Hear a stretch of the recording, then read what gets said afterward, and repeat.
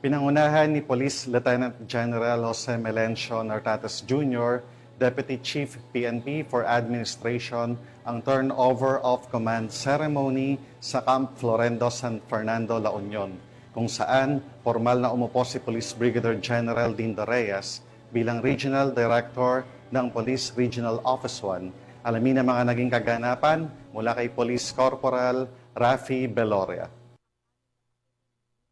Isayang turnover of command ceremony ang naganap noong ika-21 ng Hunyo taong kasalukuyan sa Camp Brigadier General Oscar M. Florendo, Parayan, San Fernando City, La Union, kung saan formal na tinanggap ni Police Brigadier General Dindo R. Reyes ang kanyang tungkulin bilang Regional Director ng Police Regional Office 1. Humalili si Police Brigadier General Dindo R. Reyes kay Police Brigadier General Lou F. Evangelista na naglingkod ng 1 taon at 6 na buwan sa parehong posisyon. Sa ilalim ng kanyang pamumuno, nagtagumpay ang Police Regional Office 1 sa pagpapaigting ng kapayapaan, seguridad at mga makabulahang inisyatiba gaya ng Police Community Academy at modernisasyon ng kagamitan at pasilidad. Pinangunahan naman ni Police Lieutenant General Jose Melencio C. Nartates Jr., Deputy Chief PNP for Administration ang seremonya bilang kinatawan ng hepe ng Pambansang Pulisya ng Pilipinas na si Police General Nicolas de Torre III. Dumalo sa okasyon ang mga opisyal mula sa iba't ibang ahensya ng pamahalaan, buong puwersa ng PRO1 at mga panauhing nagbibigay suporta sa lokal na kapulisan.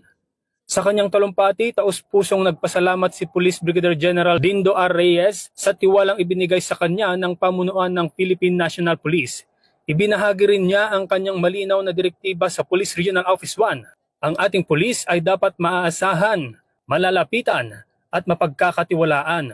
Maging pulis tayo na iginagalang hindi dahil sa takot, kundi dahil sa tiwala, aniya. Ipinahayag din niya ang buong suporta sa mga tagubilin ng Chief PNP at ang kanyang layunin na higit pang patatagin ang presensya ng pulisya sa mga komunidad ng Ilocos Region.